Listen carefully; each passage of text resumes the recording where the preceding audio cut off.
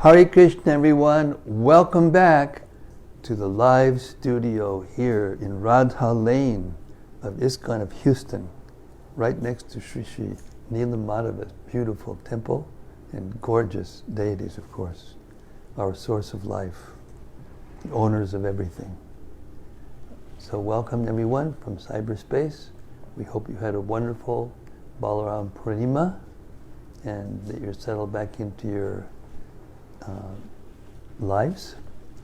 And we're going to be continuing the Srimad-Bhagavatam tonight, and we're getting into a habit, aren't we? Somebody told me that there's well over 100 recordings now since we started doing this, which is very, very enlivening to me. And Rati Manjari, I think she's probably watching. She's working on getting a YouTube channel that these can be put on, uploaded to, and so they can all be there, all in one place with a, hey Brian, hey, so nice to see you, so nice to see you. Hey Bhakta John, you're doing your thing. You're doing your thing. Oh yeah, oh yeah. We're watching, we're watching.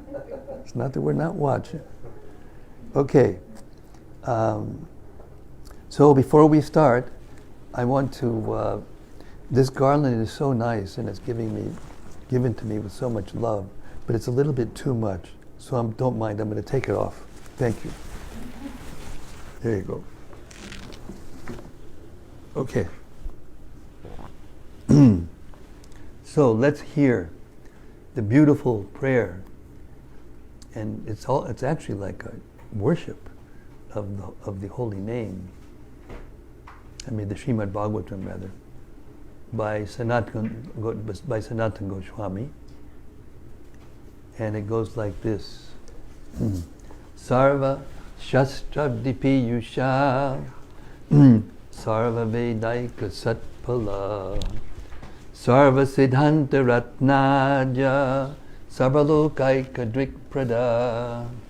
O nectar from the ocean of all scriptures, singular fruit of all the Vedas, rich mine of the precious gems of all conclusive truths, you are the only giver of sight to all the worlds. Sarva Bhagavata Prana Srimad Bhagavata Prabhu Kalidvan Duditaditya Sri Krishna Parivartita. O life air of all the Supreme Lord's devotees, O Master Srimad Bhagavatam, you are the sun risen in the darkness of Kali. You are the exact image of Sri Krishna. Paramananda Pataya Prema Varshakshadayate Sarvada Sarvasevyaya Sri Krishnaya Namostume. I bow down to you, who are supremely blissful to read. Your every syllable pours down a flood of prema. You can always be served by everyone. You are Sri Krishna himself. Madeka Bando Matsangin Madguro Man Mahadana Mannishtadaka Madbhagya Madananda Namostute. My only friend, my constant companion, my spiritual master, my great wealth, my savior, my good fortune, my source of ecstasy, I bow down to you. Asadu sadutadayen atini chochata kada hanamunchagadachin mam premnarit kantayos Buddha. O bestower of saintliness to the unsaintly, O exalter of the most fallen, please never leave me. Always appear in my heart and my voice with pure love. Om Namo Bhagavate Vasudevaya. Om Namo Bhagavate Vasudevaya. Om Namo Bhagavate Vasudevaya. So, we've heard the introduction, the first 17 chapters, preparing us for the moment the Srimad-Bhagavatam was actually spoken to Maharaj Pariksit. And leading up to it, there is an event that was a momentous event. It was the first time that Kali was able to influence a Brahmana, a young Brahmana. And this was due to the pride that overcame this young Brahmana boy. And we're going to hear how that happens. We're in chapter 18 of the first canto, and we're beginning with a very important verse, very famous and important verse, the 13th verse of the 18th chapter.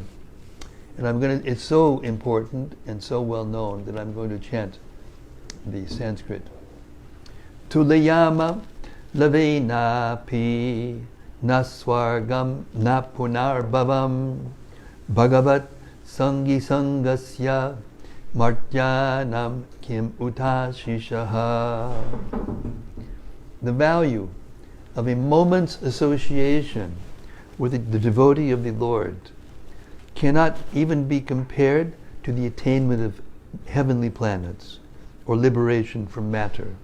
And what to speak of worldly benedictions in the form of material prosperity, which are for those who are meant for death. Purport. When there are some similar points, it is possible to compare one thing to another. Can you sit here? Please. Thank you, Hare Krishna. You can sit in the chair if you like. It's comfortable. Wherever you feel more comfortable.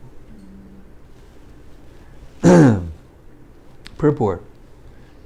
When there are some similar points, it is possible to compare one thing to another. One cannot compare the association of a pure devotee to anything material. Men who are addicted to material happiness aspire to reach the heavenly planets, like the moon, Venus, and Indraloka, and those who are advanced in material philosophical speculations aspire after liberation from all material bondage. When one becomes frustrated with all kinds of material advancement, one desires the opposite type of liberation, which is called apunarbhava, or no rebirth. But the pure devotees of the Lord do not aspire after the happiness obtained in the heavenly kingdom, nor do they aspire after liberation from material bondage. In other words, for the pure devotees of the Lord, the material pleasures obtainable in the heavenly planets are like phantasmagoria. And because they are already liberated from all material conceptions of pleasure and distress, they are factually liberated even in the material world. This means that the pure devotees of the Lord are engaged in a transcendental existence, namely in the loving service of the Lord, both in the material world and in the spiritual world. As a government servant is always the same, either in the office or at home or at any place, so a devotee has nothing to do with anything material, for he is exclusively engaged in the transcendental service of the Lord. Since he has nothing to do with anything material, what pleasure can he derive from material benedictions, like kingship or other overlordships, which are finished quickly with the end of the body? Devotional service is eternal. It has no end, because it is spiritual. Therefore, since the assets of a pure devotee are completely different from material assets, there is no comparison between the two. Suta Goswami was a pure devotee of the Lord, and therefore his association with the rishis in Naimisharanya is unique. In the material world, association with gross materialists is veritably condemned. The materialist is called Yoshit Sangi, or one who is much attached to material entanglement, women and other paraphernalia. Such attachment is conditioned because it drives away the benedictions of life and prosperity. And just the opposite is Bhagavat Sangi, or one who was always in the association with the Lord's name, form, qualities, and so on. Such association is always desirable. It is worshipable. It is praiseworthy. And one may accept it as the highest goal of life. Text 14. The personality of Godhead, Lord Krishna, Govinda, is the exclusive shelter for all great living beings. And his transcendental attributes cannot even be measured by such masters of mystic powers as Lord Shiva and Lord Brahma.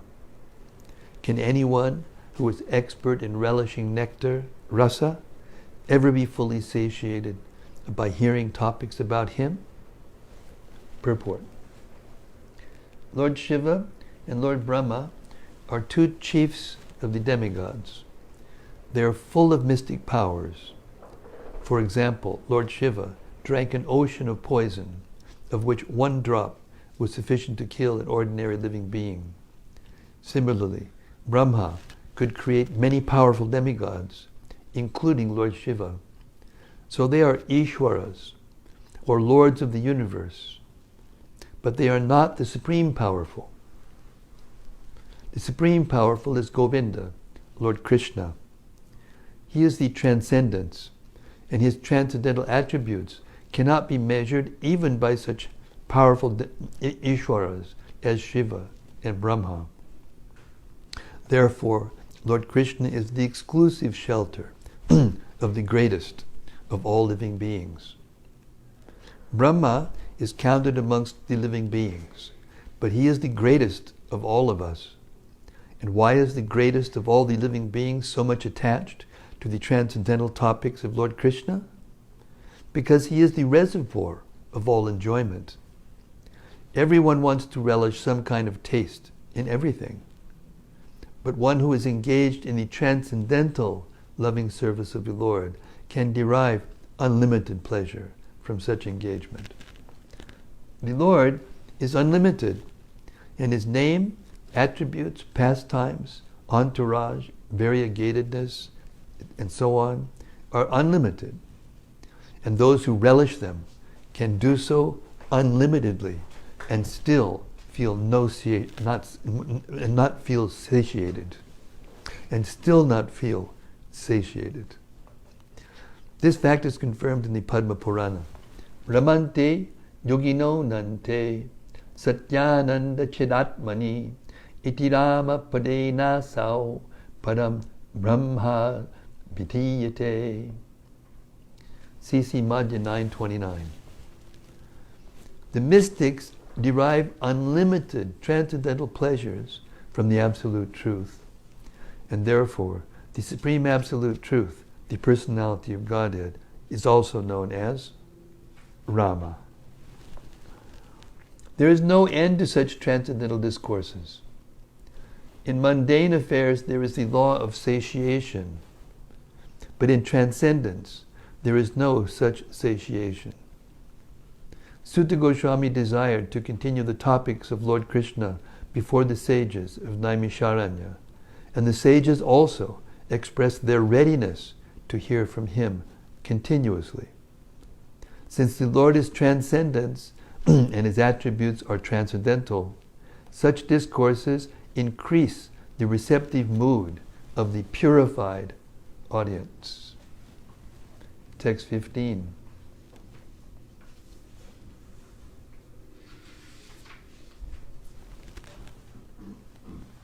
So this is a very important point, because sometimes people come out of curiosity or whatever reason, and they come and they listen, and then they go away and don't come back.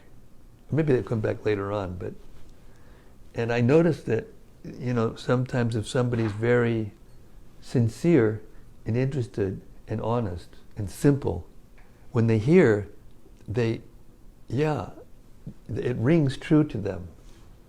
We think of honesty in a common, the common education that we get when we're growing up and going to school, and doing whatever we do in life, we have a tendency to think of honesty in terms of, not telling a lie, or,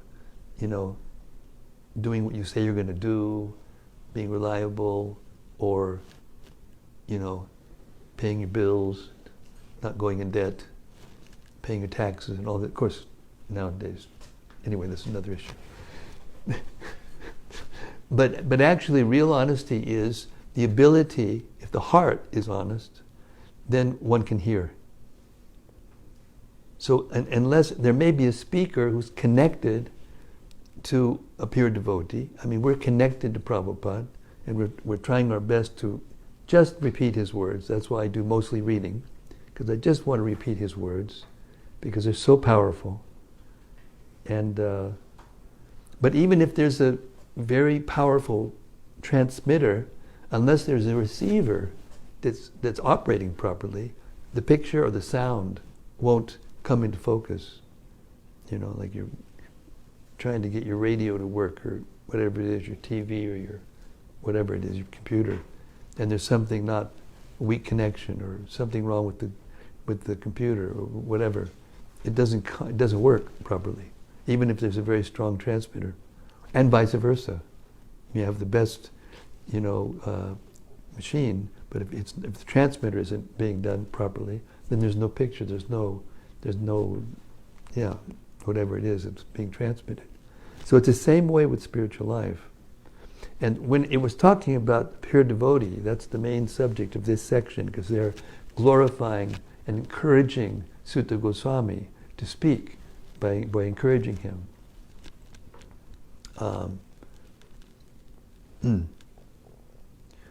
But actually, Prabhupada explained to us that once one reaches the point of being a pure devotee, there's a spectrum of advancement in pure devotional service.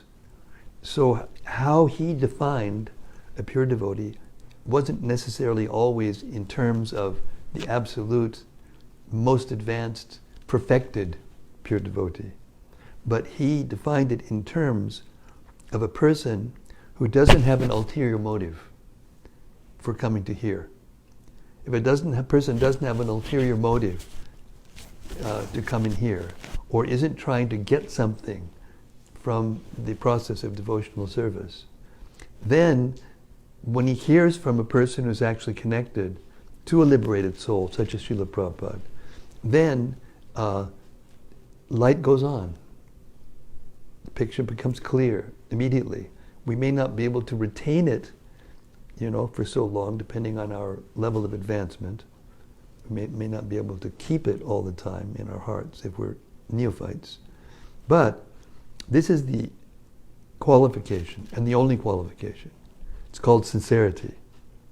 Sincerity is made up of these two things: honesty and freedom from envy. That means sincerity. So if you hear, therefore this is what Jesus meant when he said, "Let those who have ears hear." Because everybody's obviously got ears, but what does it mean? Let those who have ears hear. It means they have to be honest, they have to be sincere, and relatively free from envy. At least not gross envy of God. They have to accept the existence of God. They have to be that submissive. Okay. So I'll read this translation again in that context. O Sutta Goswami, you are a learned and pure devotee of the Lord, because the personality of Godhead is your chief object of service. Please therefore, please describe to us the pastimes of the Lord, which are above all material conception, for we are anxious to receive such messages. Purport. The speaker on the transcendental activities of the Lord should have only one object of worship and service, Lord Krishna, the Supreme Personality of Godhead. And the audience for such topics should be anxious to hear about him.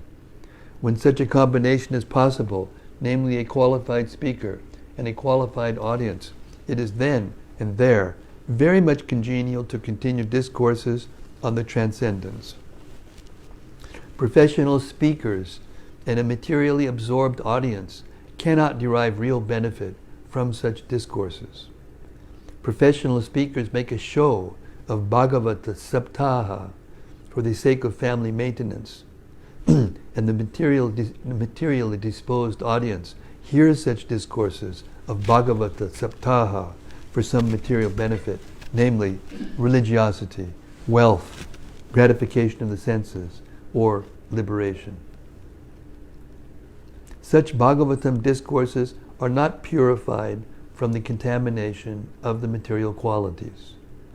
But the discourses between the saints of Naimisharanya and Sri Sutta Goswami are on the transcendental level. There is no motive for material gain. In such discourses, unlimited transcendental pleasure is relished both by the audience and by the speaker, and therefore they can continue the topic for many thousands of years. Now, Bhagavata Saptahas are held for 7 days only, and after finishing the show, both the audience and the speaker become engaged in material activities, as usual. They can do so because the speaker is not Bhagavat Pradhana, and the audience is not Shushushatam, as explained above. Text 16. O Sutta Goswami, please describe those topics of the Lord by which Maharaj Pariksit, whose intelligence was fixed on liberation, attained the lotus feet of the Lord, who is the shelter of Garuda, the king of birds. Those topics were vibrated by the son of Vyasa, Srila Shukadeva. Purport. There is some controversy amongst the students on the path of liberation. Such transcendental students are known as impersonalists and devotees of the Lord. The devotee of the Lord worships the transcendental form of the Lord, whereas the impersonalist meditates on the glaring effulgence or the bodily rays of the Lord, known as the Brahmajyoti. Here in this verse, it is said that Maharaj Pariksit attained the lotus feet of the Lord by instructions in knowledge delivered by the son of Vyasadeva. Srila Shukadeva Goswami. Shukadeva Goswami was also an impersonalist in the beginning, as he himself has admitted in the Bhagavatam 2.1.9. But later on he was attracted by the transcendental pastimes of the Lord, and thus became a devotee. Such devotees with perfect knowledge are called Mahabhagavatas, or first-class devotees. There are 3 classes of devotees, namely Prakrita, Madhyama, and Mahabhagavata. The Prakrita, or third-class devotees, are temple worshippers without specific knowledge of the Lord and the Lord's devotees. The Madhyama, or the second-class devotee, knows well the Lord's devotees, the neophytes, and the non-devotees also. But the Mahabhagavata, or the first-class devotee, sees everything in relation with the Lord, and the Lord present in everyone's relation. The Mahabhagavata, therefore, does not make any distinction, particularly between a devotee and non-devotee.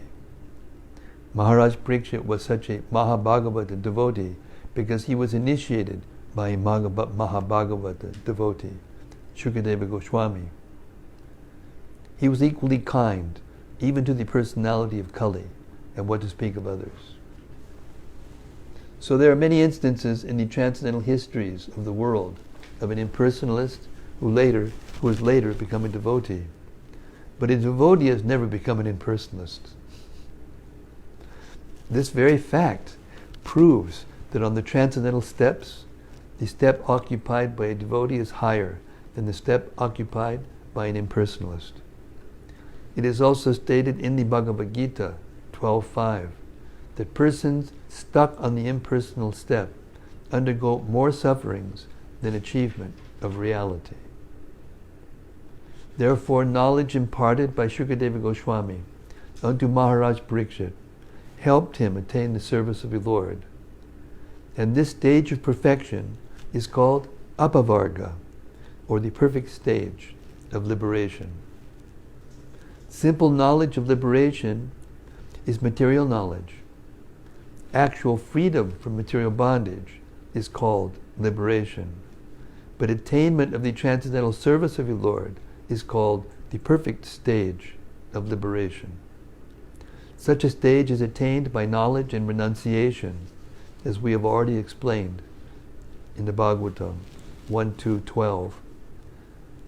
And perfect knowledge, as delivered by Srila Shukadeva Goswami, results in the attainment of the transcendental service of the Lord. Text 17. Thus, please narrate to us the narrations of the unlimited, for they are purifying and supreme. They were spoken to Maharaja Pariksit, and they are very dear to the pure devotees, being full of bhakti yoga. Purport. What was spoken by Maharaj Pariksit and what is very dear to the pure devotees is Srimad-Bhagavatam. Srimad-Bhagavatam is mainly full of the narrations of the activities of the Supreme Unlimited, and therefore it is the science of bhakti yoga, or the devotional service of the Lord. Thus it is para, or supreme, because although it is enriched with all knowledge and religion, it is specifically enriched with the devotional service of the Lord. Text 18. Sri Sutta Goswami said, O God, although we are born in a mixed caste, we are still promoted in birthright simply by serving and following the great who are advanced in knowledge. Even by conversing with such great souls, one can without delay cleanse oneself of all disqualifications resulting from lower births. Purport.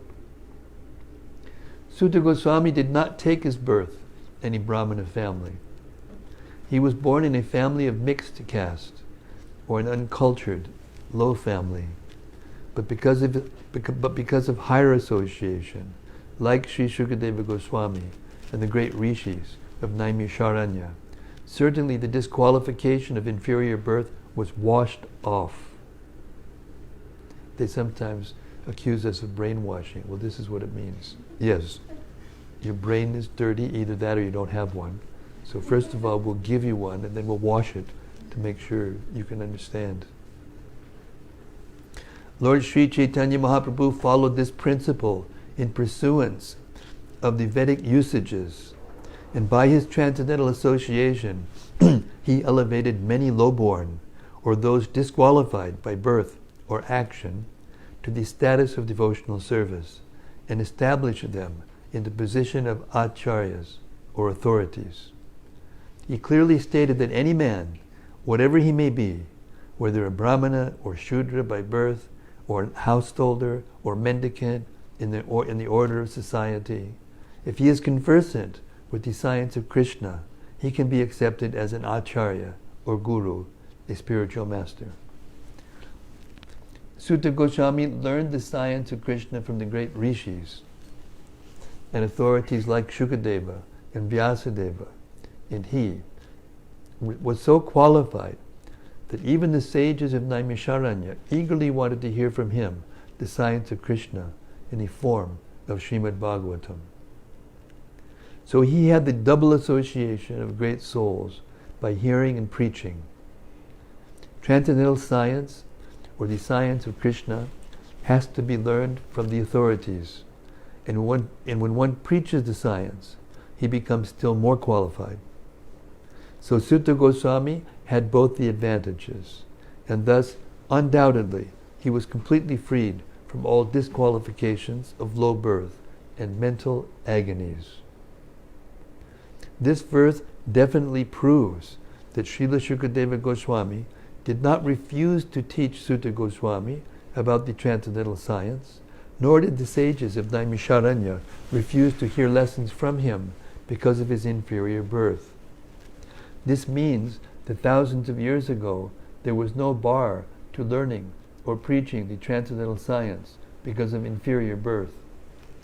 The rigidity of the so-called caste system in Hindu society became prominent within only 100 years or so, when the number of Dvijabandhus, or disqualified men in the families of higher castes, increased. Lord Sri Chaitanya revived the original Vedic system, and he elevated Thakur Haridas to the position of Namacharya, or the authority in preaching the glories of the holy name of the Lord. Although His Holiness Srila Haridas Thakur was pleased to appear in a family of Mohammedans, such is a power of pure devotees of the Lord. The Ganges water is accepted as pure, and one can become purified after taking a bath in the waters of the Ganges. But as far as the great devotees of the Lord are concerned, they can purify a degraded soul even by being seen by the low-born, and what to speak of association. Lord Sri Chaitanya Mahaprabhu wanted to purify the whole atmosphere of the polluted world by sending qualified preachers all over the world. And it remains with the Indians to take up this task scientifically, and thus do the best kind of humanitarian work. The mental diseases of the present generation are more acute than bodily diseases. It is quite fit and proper to take up the preaching of Srimad-Bhagavatam all over the world without delay. Shall I read that again? Oh, okay. The mental diseases of the present generation are more acute than bodily diseases. It is quite fit and proper to take up the preaching of Srimad-Bhagavatam all over the world without delay. You got that, right? Should I repeat it again? I think once or twice is enough. Mahatamanam Adidana also means dictionary of great devotees, or a book full of the words of great devotees. Such a dictionary of the words of great devotees and those of the Lord are in the Vedas and allied literatures, specifically the Srimad-Bhagavatam. Text 19. And what to speak of those who are under the direction of the great devotees, chanting the holy name of the Unlimited, who has unlimited potency. The personality of Godhead, unlimited in potency and transcendental by attributes, is called the Ananta, unlimited. Purport.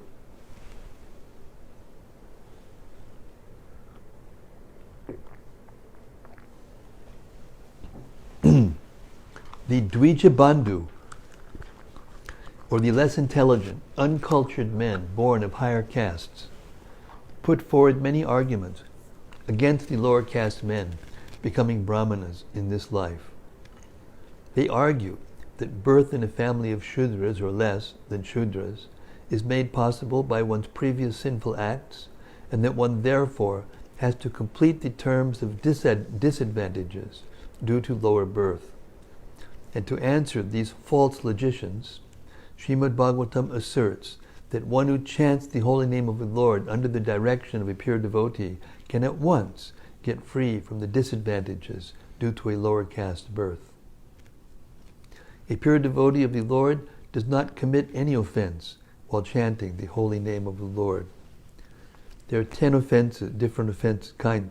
There are 10 different offenses in the chanting of the holy name of the Lord. To chant the holy name under the direction of a pure devotee is offenseless chanting. Offenseless chanting of the holy name of the Lord is transcendental, and therefore such chanting can at once purify one from the effects of all kinds of previous sins. This offenseless chanting indicates that one has fully understood the transcendental nature of the holy name and is thus surrendered unto the Lord. Transcendentally, the holy name of the Lord and the Lord Himself are identical, being absolute. The holy name of the Lord is as powerful as the Lord. The Lord is the all-powerful personality of Godhead, and He has innumerable names, which are all non-different from Him, and are all equally powerful also. In the last word of the Bhagavad Gita, the Lord asserts that one who surrenders fully unto Him is protected from all sins by the grace of the Lord. Since His name and He Himself are identical, the holy name of the Lord can protect the devotee from all effects of sin. The chanting of the holy name of the Lord can undoubtedly deliver one from the disadvantages of a lower caste birth.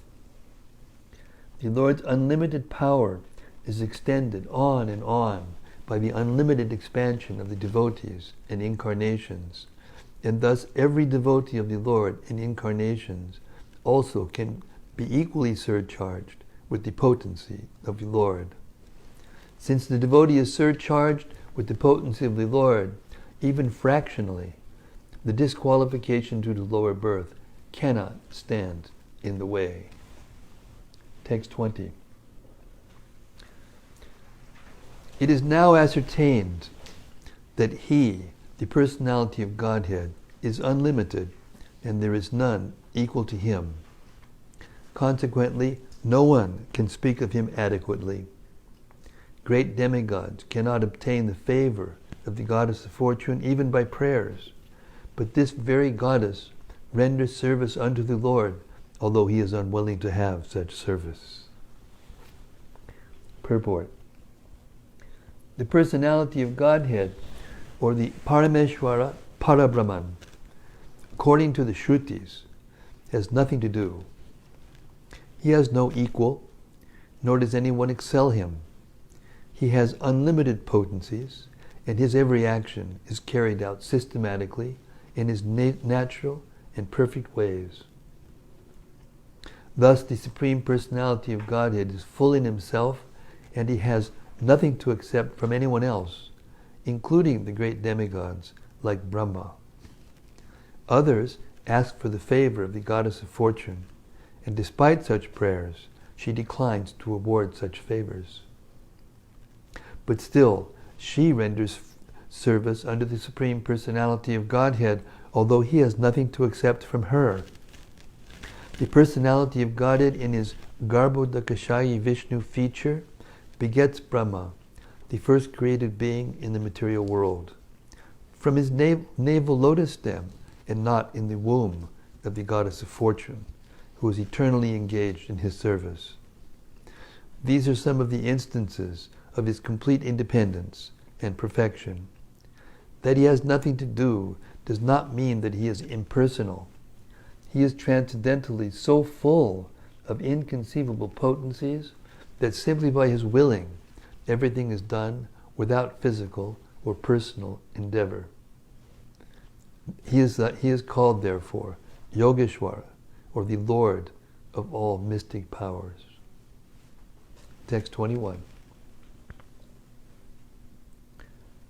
Who can be worthy of the name of the Supreme Lord but the Personality of Godhead, Sri Krishna? Brahmaji collected the water emanating from the nails of his feet in order to award it to Lord Shiva as a worshipful welcome. This very water, the Ganges, is purifying the whole universe, including Lord Shiva. Purport.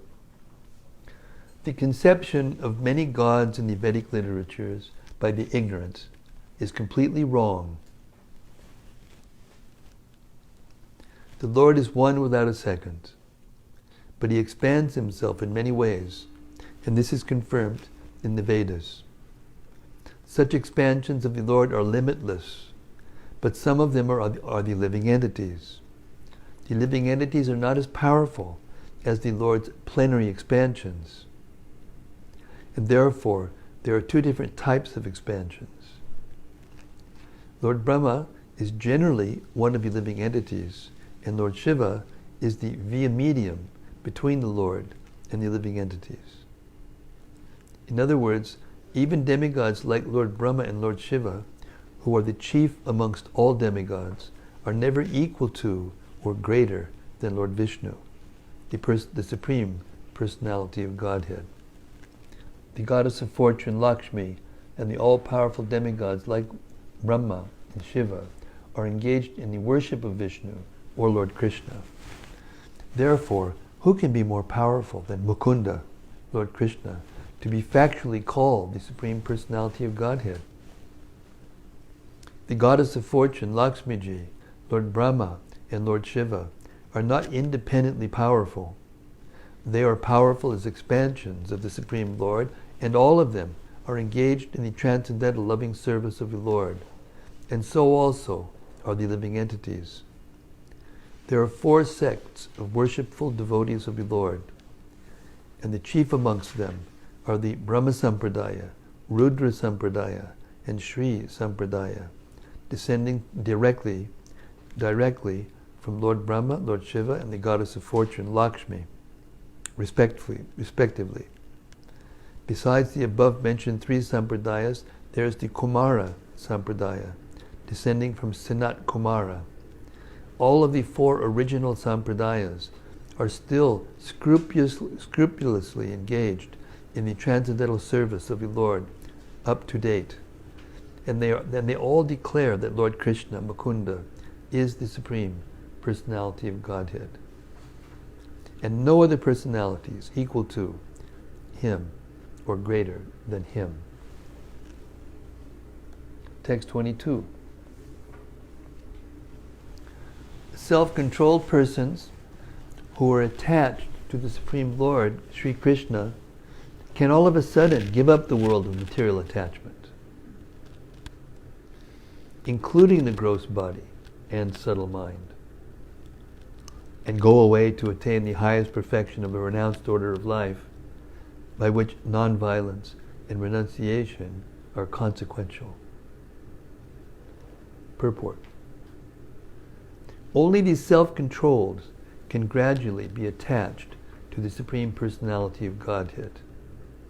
Self-controlled means not indulging in sense enjoyment more than necessary. And those who are not self-controlled are given over to sense enjoyment. Dry philosophical speculation is a subtle sense enjoyment of the mind. Sense enjoyment leads one to the path of darkness. Those who are self-controlled can make progress on the path of liberation from the conditional life of material existence. The Vedas therefore enjoin that one should not go on the path of darkness, but should make a progressive march towards the path of light or liberation. Self-control is actually achieved not by artificially stopping the senses from material enjoyment, but by becoming factually attached to the Supreme Lord, by engaging one's unalloyed senses in the transcendental service of the Lord. The senses cannot be forcibly curbed, but they can be given proper engagement. Purified senses, therefore, are always engaged in the transcendental service of the Lord. This perfectional stage of sense engagement is called Bhakti Yoga. So those who are attached to the means of Bhakti Yoga are factually self-controlled, can all of a sudden give up their homely or bodily attachment for the service of the Lord. This is called the Paramahansa stage. Hansas, or swans, accept only milk out of a mixture of milk and water. Similarly, those who accept the service of the Lord instead of Maya's service are called the Paramahansas. They are naturally qualified with all the good attributes, such as pridelessness, freedom from vanity, non-violence, tolerance, simplicity, respectability, worship, devotion, and sincerity. All these godly qualities exist in the devotee of the Lord spontaneously. Such Paramahansas who are completely given up, such Paramahansas being completely given up to the service of the Lord is perfectly non-envious. Let me see, I think I skipped something. Yes, such Paramahansas who are completely given up to the service of the Lord are very rare. They are very rare even amongst the liberated souls. Real nonviolence means freedom from envy. In this world, everyone is envious of his fellow being, but a perfect Paramahansa, being completely given up to the service of the Lord, is perfectly non-envious. He loves every living being in relation with the Supreme Lord. Real renunciation means perfect dependence on God. Every living being is dependent on someone else because he is so made. Actually, everyone is dependent on the mercy of the Supreme Lord, but when one forgets his relationship with the Lord, he becomes dependent on the conditions of material nature. Renunciation means renouncing one's dependence on the conditions of material nature, and thus becoming completely dependent on the mercy of the Lord. Real independence means complete faith in the mercy of the Lord without dependence on the conditions of matter. This Paramahansa stage is the highest perfectional stage in Bhakti Yoga, the process of devotional service to the Supreme Lord. 23. O Rishis, who are as powerfully pure as the sun, I shall try to describe to you the transcendental pastimes of Vishnu as far as my knowledge is concerned. As the birds fly in the sky as far as their capacity allows, so do the learned devotees describe the Lord as far as their realization allows. Purport. The Supreme Lord, the Supreme Absolute Truth, is unlimited. No living being can know about the unlimited by his limited capacity. The Lord is impersonal, personal, and localized. By his impersonal feature, he is all-pervading Brahman. By his localized feature, he is present in everyone's heart as the Supreme Soul. And by his ultimate personal feature, he is the object of transcendental loving service by his fortunate associates, the pure devotees. The pastimes of the Lord in different features can only be estimated partly by the great learned devotees. So Srila Sutta Goswami has rightly taken this position in describing the pastimes of the Lord as far as he has realized. Factually, only the Lord himself can describe himself. And his learned devotee also can describe him as far as the Lord gives him the power of description.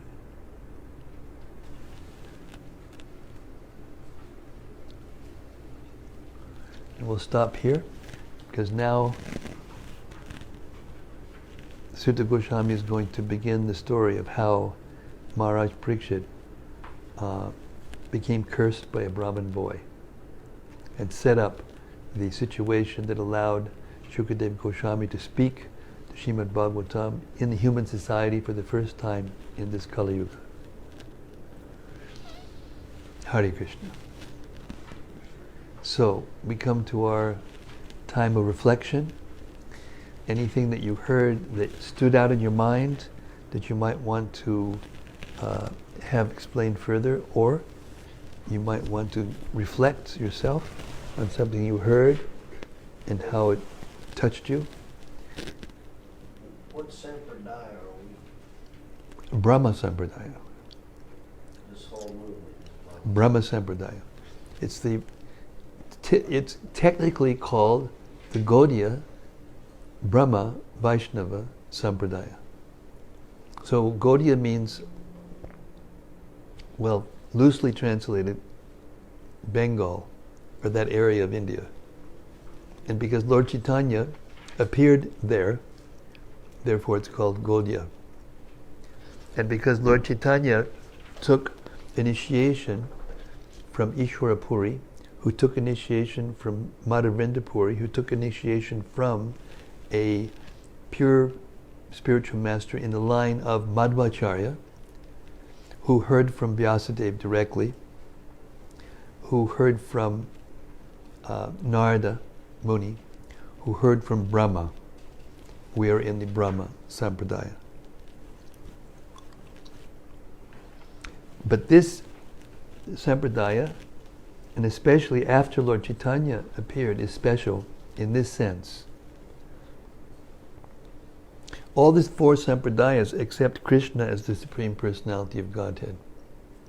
But the Supreme Personality of Godhead has many expansions, as we heard during the purports here.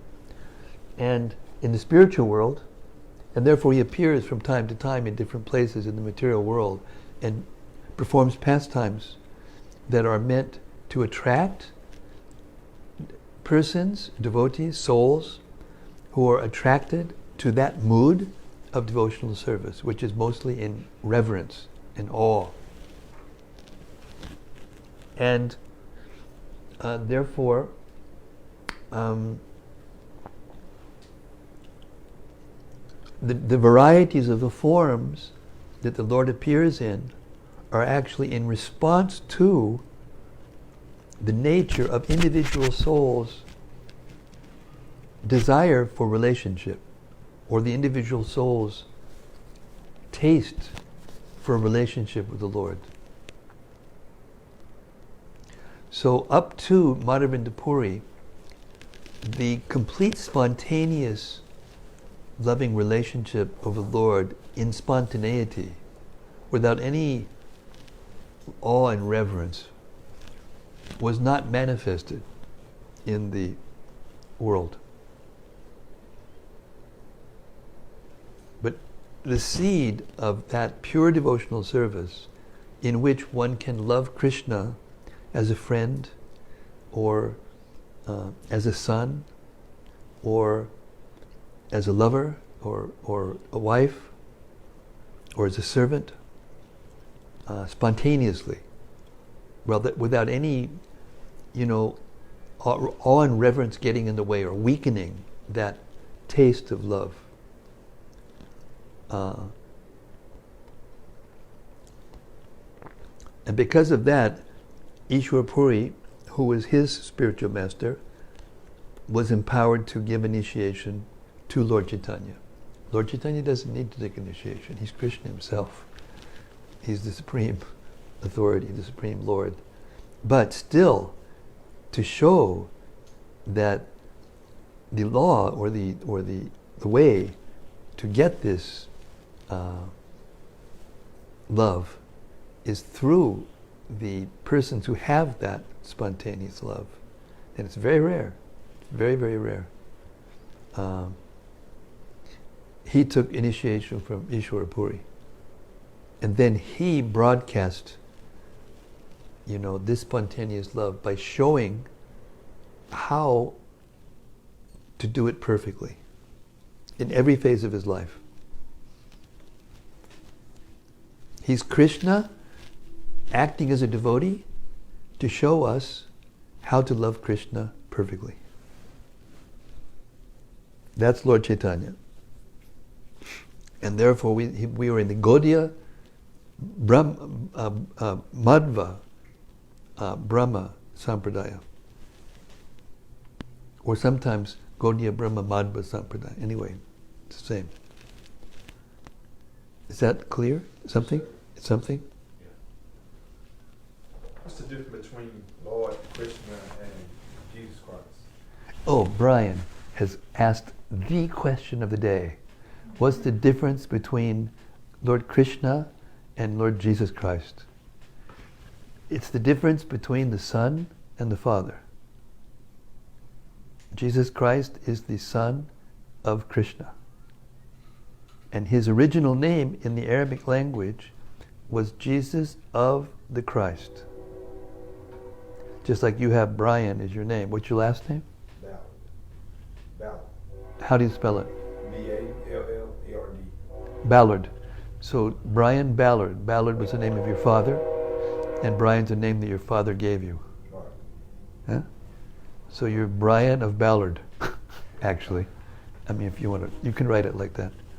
Yes, So in other languages, that's the way it is written. right. In Spanish and other languages, their names are they're different, sometimes the name of the place of birth is there, and the father, and the gotra, and all these different things.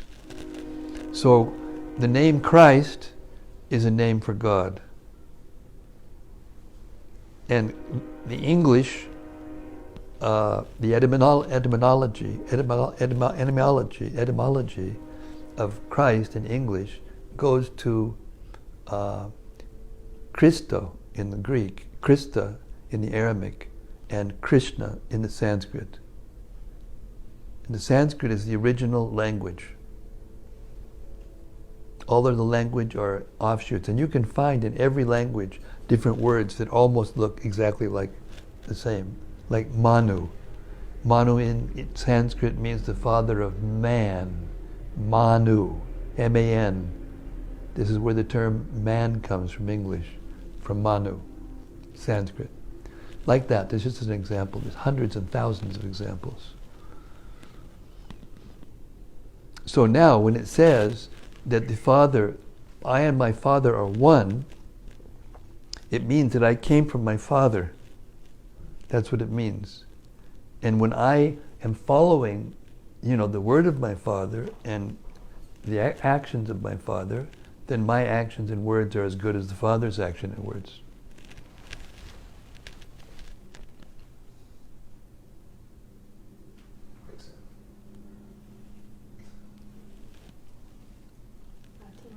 Rati Manjari, Hare Krishna, welcome back. She's been real active lately. She's been going on festivals and doing so many things. Good job for you, Rati. Is there a particular reason that Sukadeva Goswami had impersonalist tendencies? Is this Leela? Because I heard that Sukadeva is a parrot of Radharani in the spiritual world. Well, even a liberated soul, when this liberated soul comes into the material world for a mission, will sometimes be caused by the Lord to appear to be bewildered, so that by his perfect reception of the truth, he can become an example for others and become pure devotee in the eyes of others by that process. One example is Arjuna. Arjuna is an eternal associate of the Lord. But when Krishna, when he challenged, not challenged, but almost challenged, he said, "Aparam bhavato janma, param janma vivasuta, kadam etad bijaniya, tvamado bhokshabaniti." How am I supposed to understand that you spoke this Gita to the sun god millions of years ago? You're my cousin. We were born, we're contemporaries. We were born relatively the same time. How am I supposed to understand that you're, and Krishna said, his answer was, Bahuni me vachitani, janmini tavacharjana, tanya hamsa vasarbani, nat tvam veta parantapa. He said, you were there also, Arjuna. Don't you remember? No, you don't. But I can remember. Why? Because I never changed my body. But when a soul comes from the spiritual world, even if he's liberated, he has to accept the material body in the material world to live here. But Krishna can come here in his original living form and live here without having a body made of material elements. And even if the pure devotee is so liberated that he doesn't have material elements in his body, he acts like it by the will of the Lord. Jesus. Same.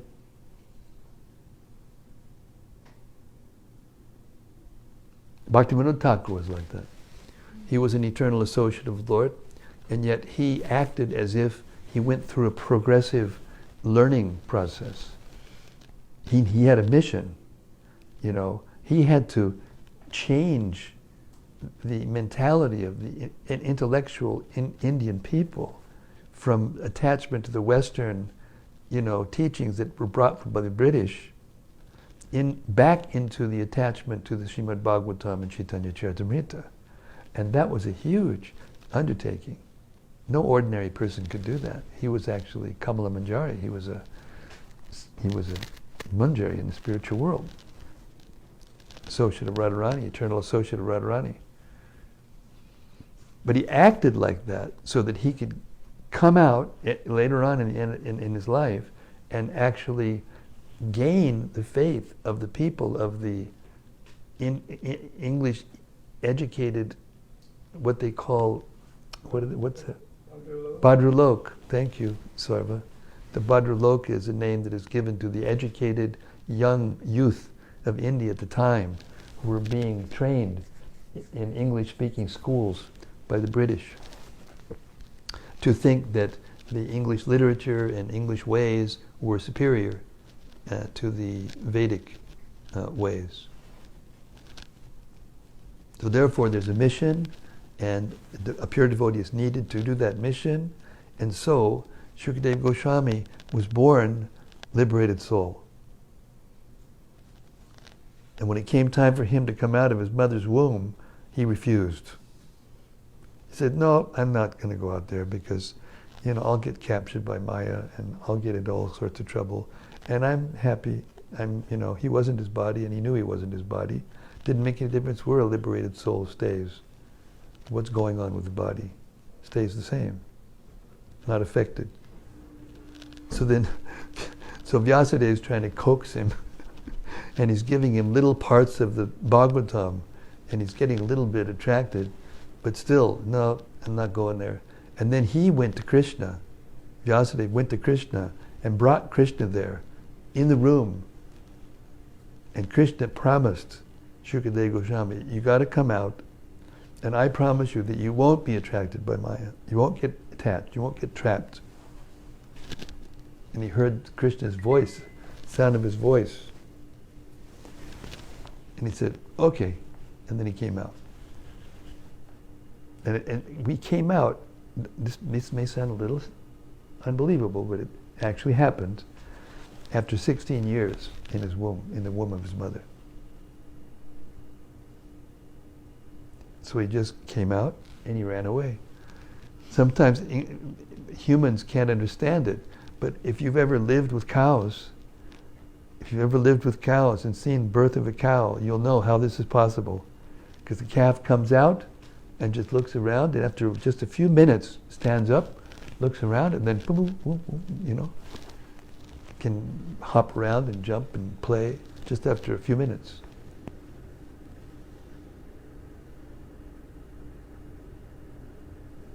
So then he went off, and Vyasadeva, as described in the Bhagavatam, went chasing after him. But he didn't listen, he just kept going. But because he had heard part of the Bhagavatam from Vyasadeva, and because he had heard the voice of Krishna from in the womb, he thought, I think I want to know more about this. And then he came back. He didn't stay away, he came back. And then Vyasadeva explained the whole Bhagavatam and gave him the whole Bhagavatam, all the way through, 18,000 verses.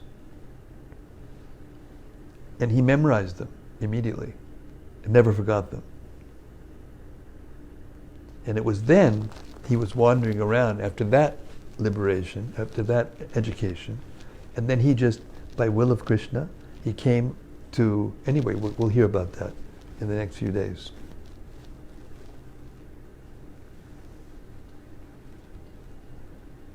So yes, it is Leela. It is Leela. These kinds of things happen in Leela. And as far as Shukadev being parrot, that's controversial. It's not in the Bhagavatam, and therefore we will reserve our full confidence in that statement.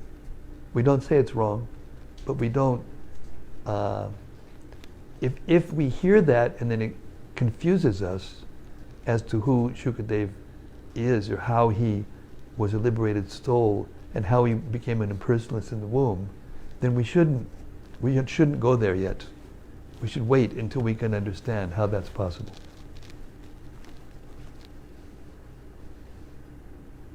Sarva.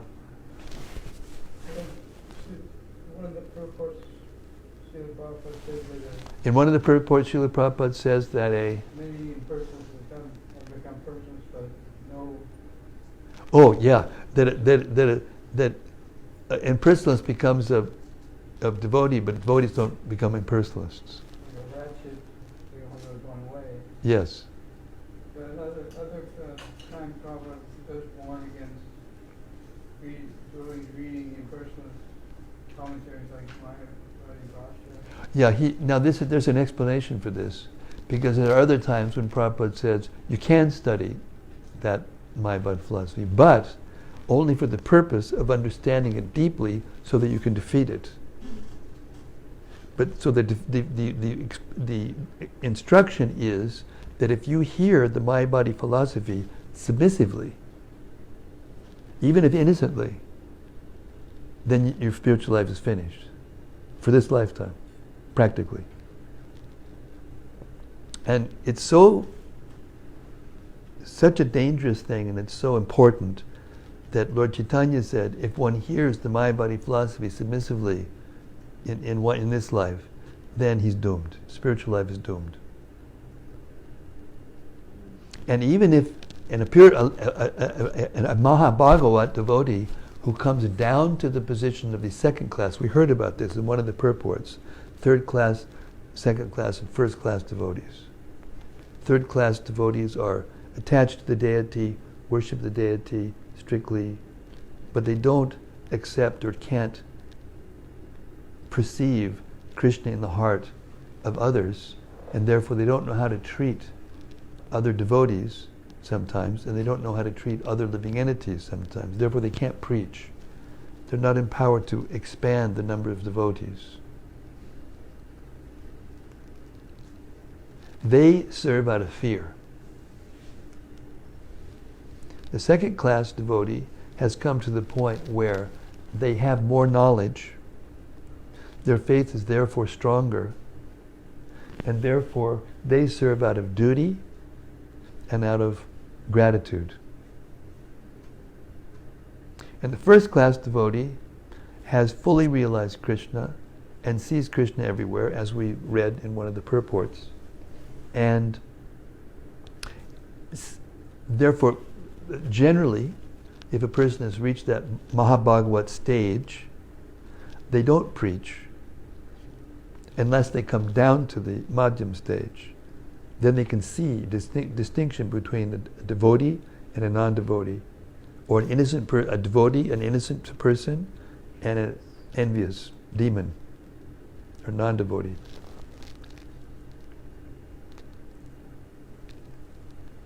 And they act differently. They make friends with a devotee, they show compassion to the innocent persons who are not devotees yet, and make them devotees, and they avoid the atheistic person. But the Mahabhagavat devotee, he sees everyone situated in devotional service. He sees everyone serving Krishna because everything is Krishna's energy. The varieties of energy are all coming from one source, and that's Krishna. And he sees that.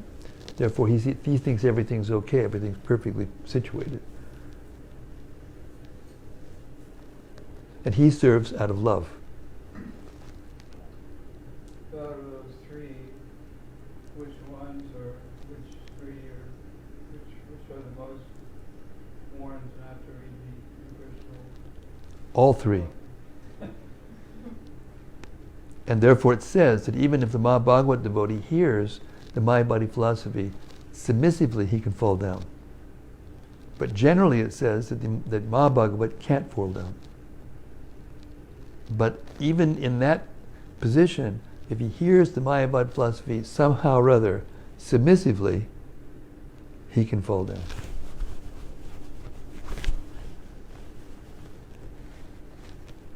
Therefore, Advaitacharya, at one point, when he felt neglected by the Lord because he saw the Lord chastise one of his devotees, and he worshipped him. But Lord Advaitacharya is Mahavishnu. He's Krishna, but it's an expansion of Krishna, and he sees himself as a servant of Krishna.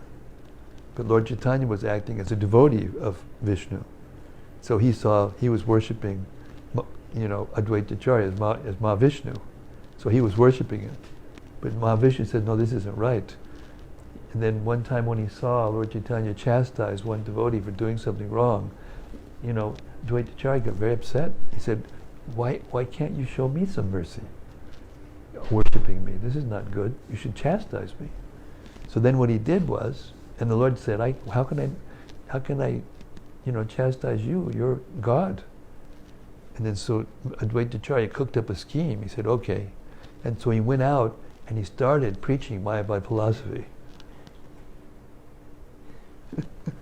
And he started confusing some of the devotees, and Lord Chaitanya got really upset, and he ran after him and he beat him with a stick. Or anyway, he was carrying the stick. I don't know if he beat him, but he was carrying the stick. And then Advaitacharya became in ecstasy. Finally, you've actually understood who I am in relationship to you. So in that way, he instructed everyone that even if you're Advaitacharya, you can't speak Mayavad philosophy. It's Leela, but still, the message is there. And I've already gone over. I'm exactly 6 minutes late. So if you'd want me to turn into a pumpkin, I'm going to go now and prepare to take rest so I can get up early tomorrow morning at 2 o'clock and read the Chaitanya Charitamrita for the audiobook. With permission. Hey Brian, thanks for that question. And I hope I'll see you again. And give him this, please. Yes. My gift to you. And put it on his head. Put it on his head. You got to wear it. Yeah, there you go. Oh, right. Looks nice on you. All right. Srimad-Bhagavatam ki jai. Srila Prabhupada ki jai. Shukadev Goswami ki jai. Gaur Premanandi Hari Hari Bol. Samaveda Bhakta Vrinda ki jai. His Holiness Kesava Bharati Dasa No, you're supposed to turn this off. Your duty is to turn it off. You're supposed to turn it off before this.